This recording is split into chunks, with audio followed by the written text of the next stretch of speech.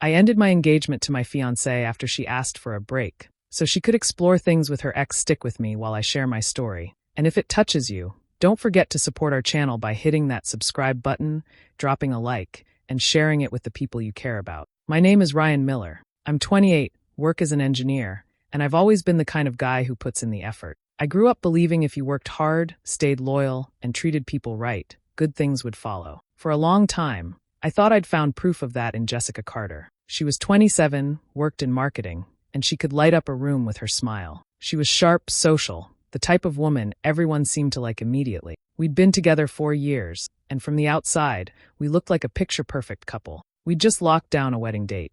My mom was already planning decorations. Jessica's dad had offered to pay for part of the reception, and friends kept joking about when we'd have kids. Life felt steady, like all the pieces were falling into place. That's why the night she sat me down at our kitchen table, voice quiet but oddly rehearsed, my stomach twisted before she even spoke the words. She said she needed a break. She said she wanted time to figure things out, that she was confused, and didn't want to rush into something so final without clarity. It didn't make sense. For weeks, she'd been talking about flowers and bridesmaids' dresses. Just a few days before, she'd shown me a Pinterest board of honeymoon spots. Now suddenly she needed space? I asked her what she meant by a break. Did she want to stop seeing each other? Did she want to cancel the wedding? Her eyes flicked away when I pressed her, and that's when I knew there was more she wasn't saying. Her words felt too polished, like she'd rehearsed them in her head, maybe even with someone else. I couldn't shake the feeling I was being fed a line, and that thought made my chest tighten. You don't just plan a future with someone and then wake up needing space. Not unless something or someone was already in the picture. I tried not to lose my temper. I asked her again calmly what she really wanted. She gave me that same vague answer, repeating phrases like she'd memorized them. My mind was spinning, my heart sinking, but my gut told me this wasn't about cold feet or wedding stress. Something darker was hiding behind her careful words, and I wasn't sure I wanted to hear it. That night, I couldn't sleep. I kept staring at the ceiling, running through every conversation we'd had in the last month.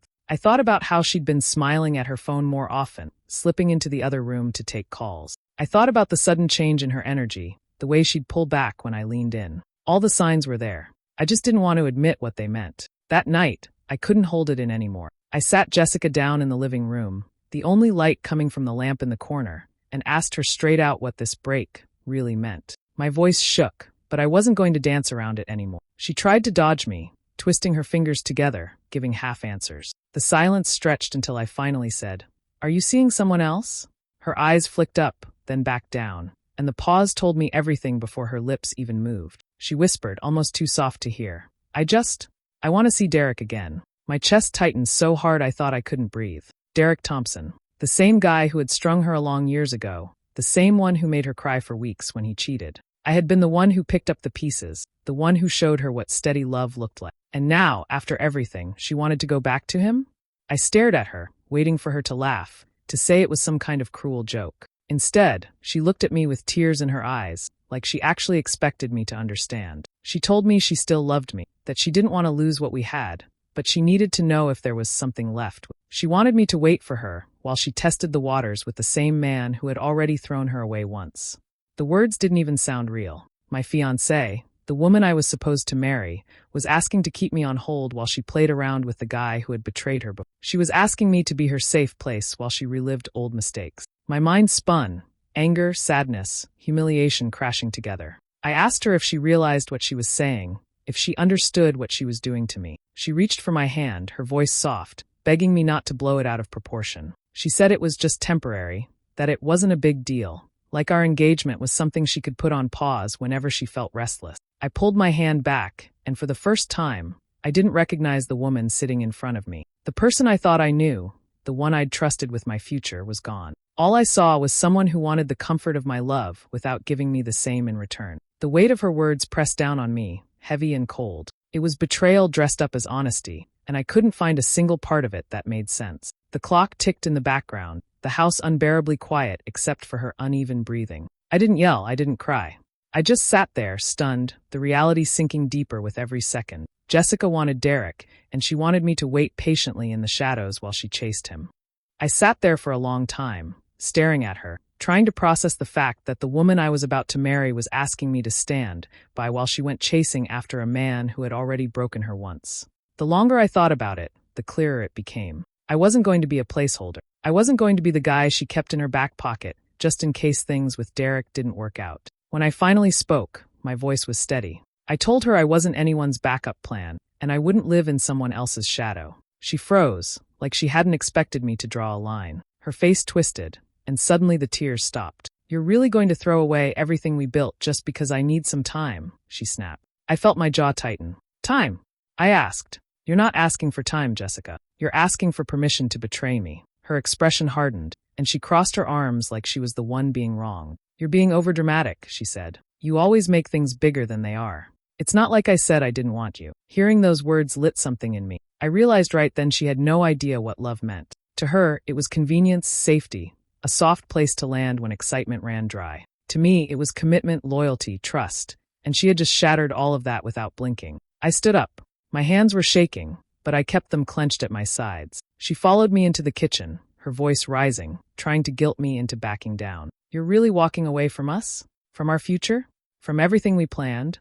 Over one mistake." I stopped at the counter where the engagement ring sat in its little velvet box. My throat tightened as I opened it, pulled the ring out, and placed it gently on the cold surface. "No, Jessica," I said quietly. "I'm walking away because you already did." Her face went pale, and for once, she didn't have an immediate comeback. She stared at the ring like it had turned into something foreign, something she couldn't control. I grabbed my keys from the hook by the door, my chest heavy but my mind strangely clear. As I stepped toward the door, she called after me, her tone desperate now. "Ryan, wait.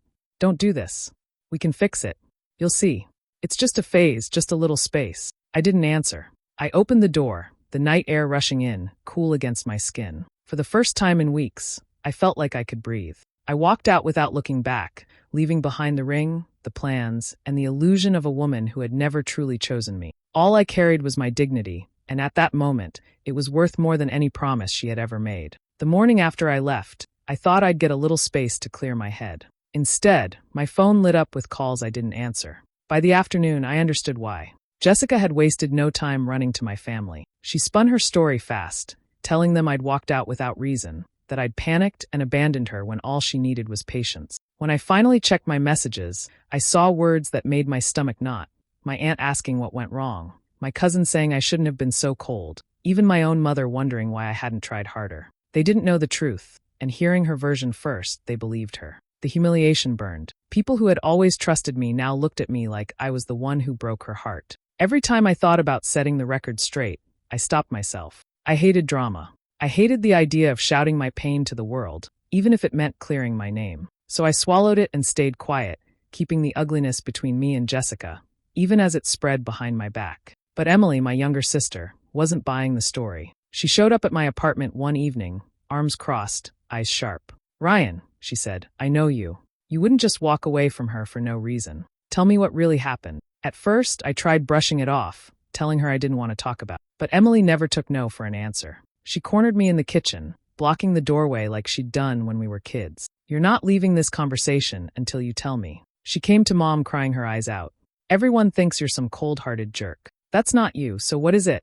I looked at her, at the way her jaw was set, and I realized I couldn't keep it bottled up. So I told her, every word. How Jessica had asked for a break, how she'd admitted she wanted to revisit things with Derek, how she'd expected me to sit patiently while she tested the waters with another man. Emily's expression changed as the truth poured out. First shock, then disbelief, and finally a kind of rage I had only seen in her a handful of times. She paced the room, muttering curses under her breath, her hands balled into fists. "She told Mom you just left her?" She left out all of that.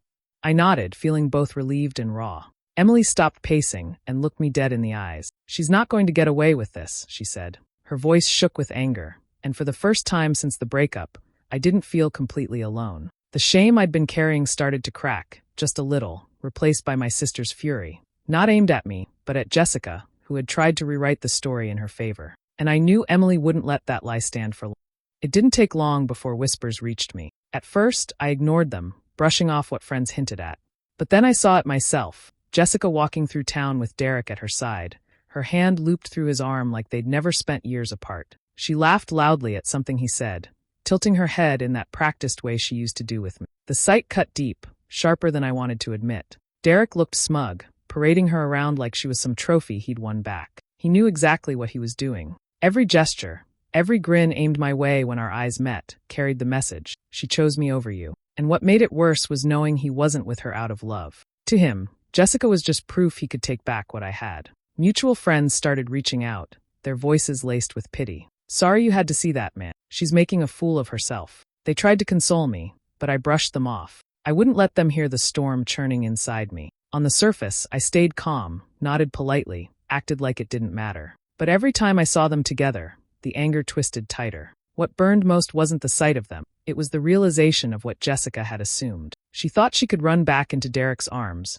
pretend the past never happened, and if he failed her again, she believed I'd still be waiting. She saw me as her safety net, a man too steady, too forgiving to walk away for good. That thought made my stomach turn. The arrogance of it, the insult. She hadn't just betrayed me, she'd underestimated me. I kept it all hidden behind a calm mask, but inside, the decision hardened. She might think Derek was a gamble worth taking, but I wasn't going to be her fallback plan. Not now, not ever again. One evening, as I drove home from work, I caught sight of them again outside a restaurant. Derek had his arm draped casually over her shoulders, his smirk aimed at the world as if he'd conquered it. Jessica glanced around, and for a moment our eyes met across the street. She hesitated, her smile faltering just slightly, as though she remembered who she used to belong to. I held her gaze unflinching, then turned and walked away without a word. She wanted me to remain tethered, waiting quietly in the background for the day she came crawling back. But I'd already made my vow in silence. Not this time. Never again. The wedding date had been set months earlier, and invitations were already in people's hands.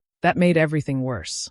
Calls started rolling in, one after another. Friends asked if the ceremony was still happening. Relatives I hadn't spoken to in years wanted to know why plans had suddenly gone quiet. Each question carried the same awkward pause, like everyone already sensed the truth, but didn't want to be the one to say it out loud. Meanwhile, Jessica scrambled to control the story. She told people I wasn't ready, that I'd gotten cold feet, and decided marriage was too much pressure. To those who didn't know the details, her version sounded believable. After all, it was easier to imagine a man backing out than to picture a bride-to-be running back to an old flame. The lies reached both sides of the family quickly. My mother, red-eyed and confused, asked me privately if I had doubts all along. My father kept his voice calm, but I could hear the disappointment under his word. On Jessica's side, I heard whispers that I had blindsided her, that I'd abandoned her after promises of forever. I kept quiet as long as I could, hoping silence would stop the mess from spreading. But when both families gathered for a dinner that had been planned months earlier,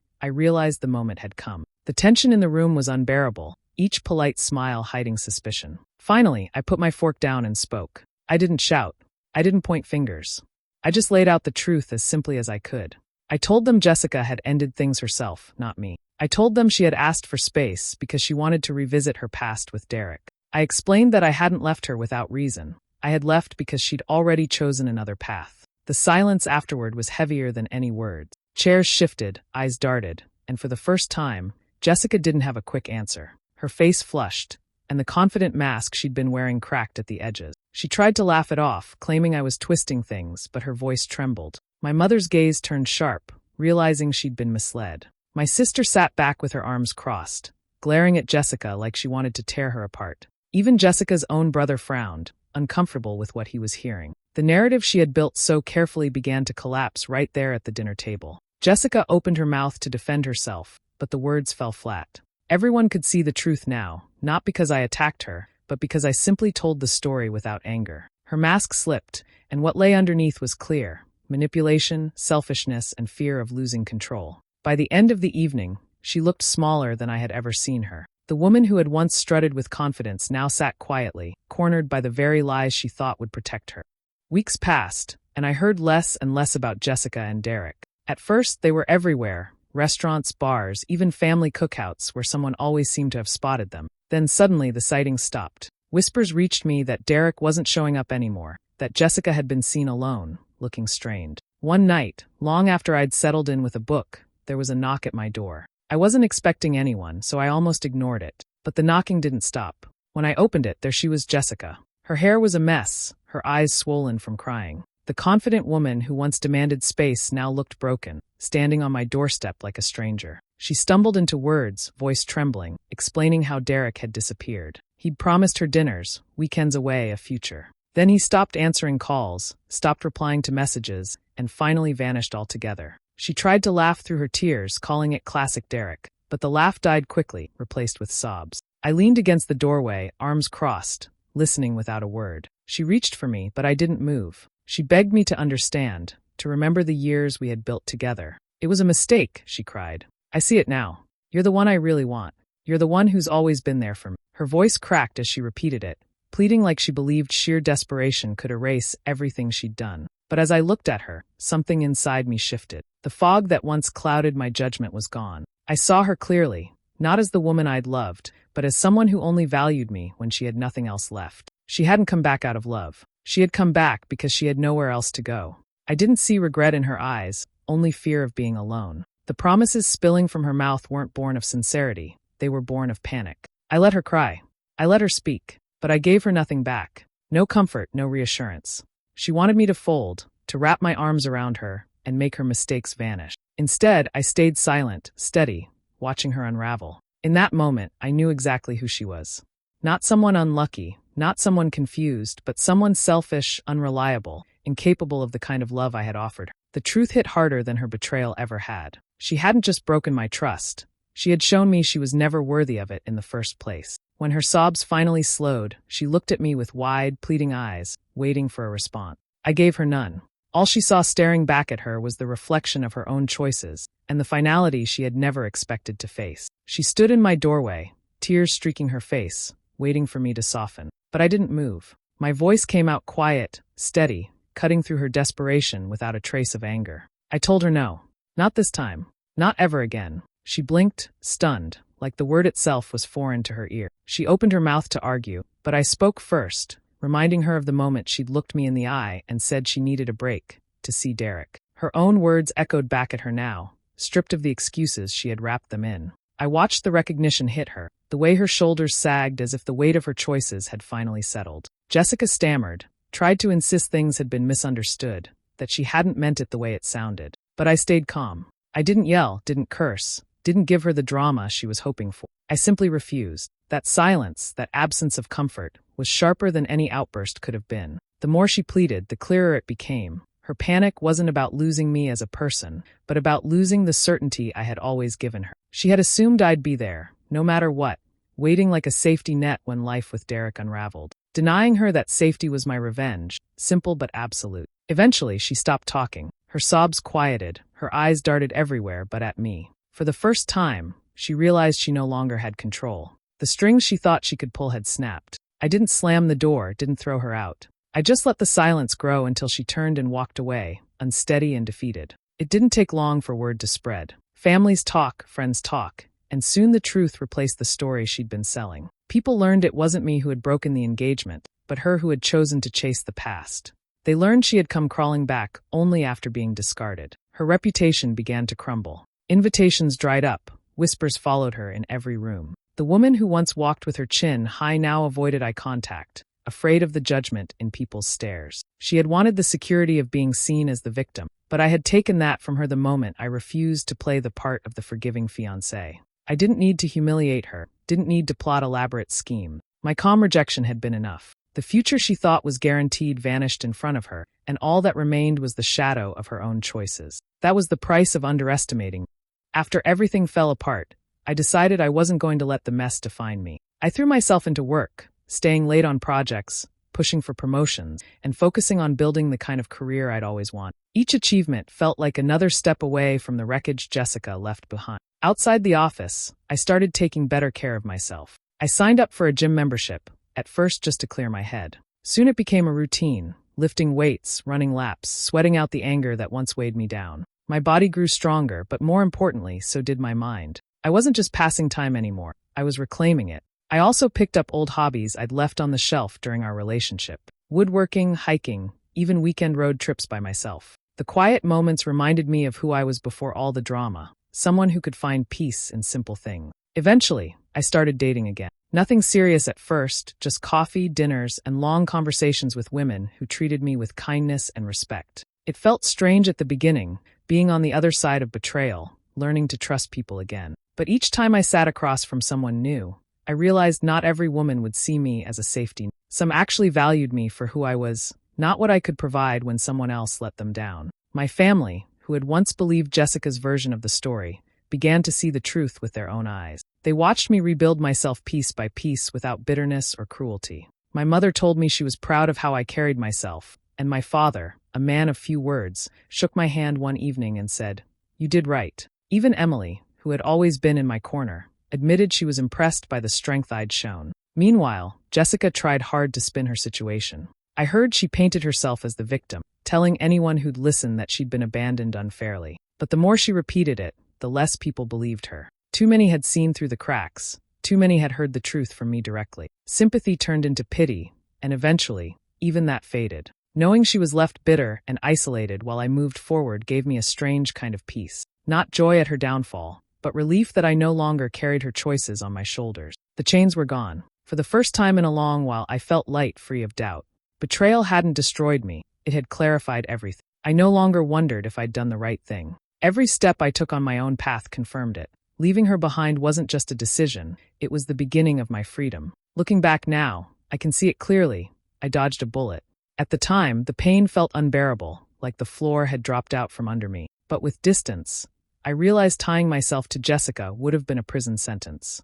A marriage built on deceit, on half-truths and selfish choices, could only have ended in more betrayal. I was spared a lifetime of wondering if the person beside me was secretly looking elsewhere. What struck me most wasn't the betrayal itself, but the way I chose to respond. I didn't scream, I didn't make a scene, I didn't try to expose her with dramatic gestures. My revenge was quieter, sharper. I denied her what she had always counted on, the security of knowing I'd never walk away. By refusing to play the role she had written for me, I turned her plans upside down. And that choice, that calm refusal, gave me something I never expected: dignity. I didn't lose myself in her lies. I didn't let her drag me down into the chaos she created. Instead, I stepped away with my head high, leaving her to face the wreckage she alone had caused. Now, with time past, I can say honestly, I have peace. I sleep without questioning where she is or who she's with. I wake up without the weight of constant doubt pressing on my chest. My days are my own again. Jessica, on the other hand, carries the weight of her decision. She's left with whispers, judgment, and the hollow comfort of choices that burned every bridge she thought would catch her fall. Derek is gone too, vanished just as quickly as he reappeared, leaving nothing but another scar on her pride. If there's one message I could leave anyone who hears my story, it's this. If someone ever makes you their second choice, walk away. Don't argue. Don't beg them to see your worth. Just leave. Because the moment you choose yourself over being treated as a backup, you've already won. You'll never regret that decision, not for a single day. Jessica gambled with my heart and lost. Derek played his game and walked off, leaving her with nothing. And me? I gained clarity, strength, and freedom. Sometimes the best revenge isn't dramatic at all. Sometimes it's as simple as walking away and never looking back. Do you think I made the right choice by walking away, or should I have given them another chance? Let me know in the comments. I'd love your thoughts. And don't forget to subscribe and hit the notification bell.